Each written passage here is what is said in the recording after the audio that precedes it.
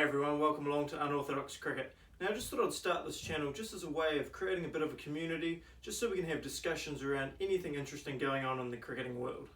Now since I'm new to this YouTube thing, it might take a while just for me to get used to it. Being on camera feels a bit uncomfortable for me at this stage, but anything I can do, any comments just to help me improve this channel would be great. Any topics you'd like to hear covered, let me know down in the comments.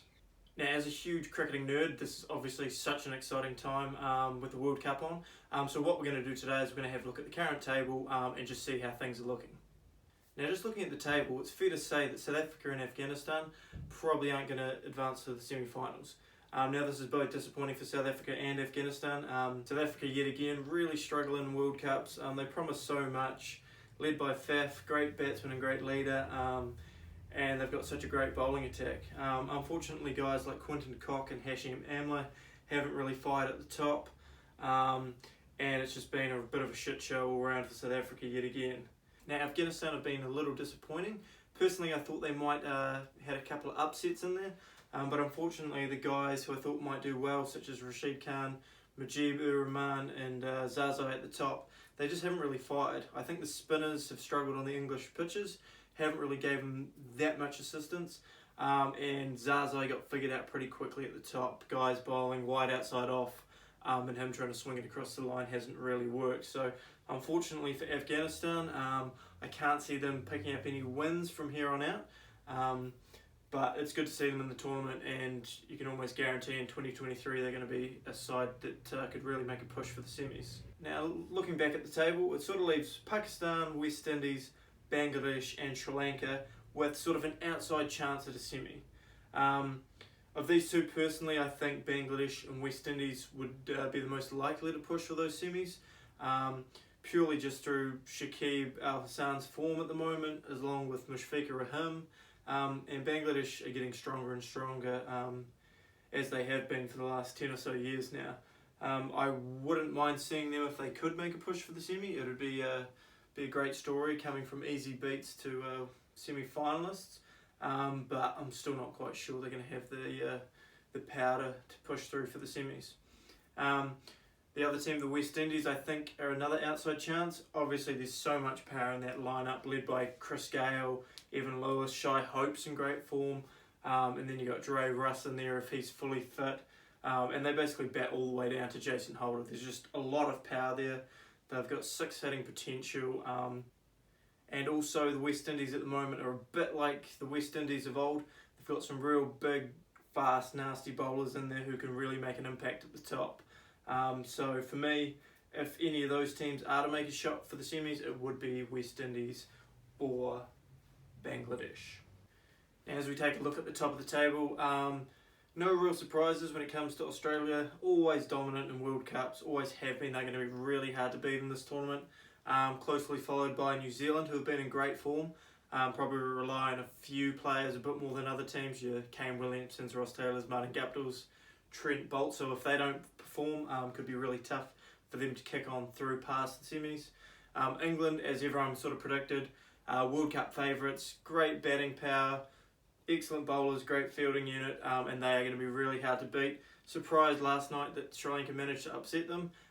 Just a couple of dumb mistakes from lower order batsmen. I think when you got Ben Stokes at the other end and you're throwing your wicket away, you're sort of asking to lose. And then in 4th spot, India, world class all through their lineup. Great batsmen, Kohli, Dhoni, Rohit, going to be really hard to beat. Maybe the bowling's a little bit weaker than those other teams. Obviously you've got Jasprit Bumrah and Bhuvi Kumar, and then great spinners, but as we've seen in this World Cup, the spinners haven't been that dominant, so that could be a weak point for India. Now, just looking forward for the rest of the tournament, I've picked a few games which I think are going to be key coming into those semi-final places. So I'll just talk you through a couple of my picks moving forward, and let me know in the comments what you guys think about these suggestions. Where you guys think everyone's going to end up on the table, and what you think about this. So first big game I think is Pakistan versus South Africa. I think Pakistan might have a wee upset against South Africa. I don't think you can call it really an upset, I guess, with South Africa's bad form, but I think Pakistan are just going to be too strong for South Africa in their current state. Secondly, huge game. I'm really anticipating this one. England, I'm picking to beat Australia. That one can really go either way, but England at home and coming off a loss, I think they're going to bounce back strong and hopefully upset Australia there. Next on the list, South Africa to beat Sri Lanka. I think coming late into this tournament, I think South Africa, after I've predicted they lose to Pakistan, I think they're just going to throw everything out the window, come out and really play some aggressive cricket. Next on the list, Australia to beat New Zealand. As much as I hate to say that, I think if they do lose to England, they're going to come out really strong. And Australia versus New Zealand have always been great games, particularly the last World Cup. New Zealand beating Australia and then Australia getting the wood on them in the final. So that's going to be another great game, but I think Australia might be a little too strong. Yet again, New Zealand depending on those 2 or 3 players to really stand up. Another huge game which I'm really excited for, England to beat India. That's another huge call, going to go either way.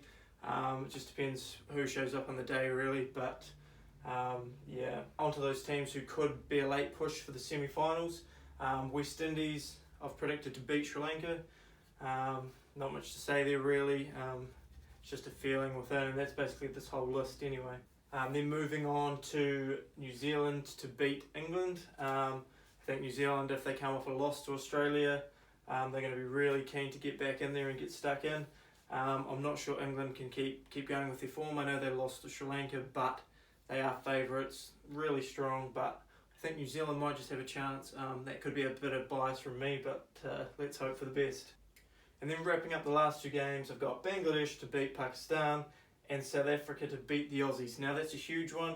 I think yet again South Africa, if they haven't won anything by then, they're just going to throw everything out the door, and who knows, I might even throw a Quinton de Kock double 100 on that game.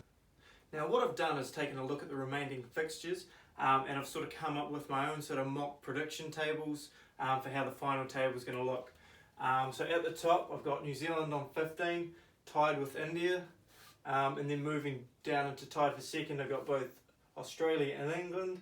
So that's what I'm looking at, a semi-final, either New Zealand, Australia, New Zealand, England, India, Australia, or India, England, depending on run rate of course. And then moving down the table, Bangladesh just missed out on 9 points. West Indies, South Africa tied on 7 along with Pakistan. Sri Lanka down on 6, can't see them winning another game. And unfortunately for Afghanistan finishing on the bottom with no wins under their belt. So obviously a lot of guesswork going into this final tables prediction, but that's just my thoughts. Let me know down in the comments what you guys think the table might end up looking like, what you guys think of my table, any sort of comments around this whole video. Obviously I'm new, I'm trying to improve, so any general feedback would be awesome. Please be nice, as it's nerve-wracking being in front of this camera. And any ideas for future videos you guys might like to see, anything to do with the backdrop. I'm moving house soon, so hopefully a better setup with better lighting. Yeah, thanks for watching. If you've enjoyed it, if it's added any value, a like and subscribe would be nice. But thanks for watching and enjoy the World Cup.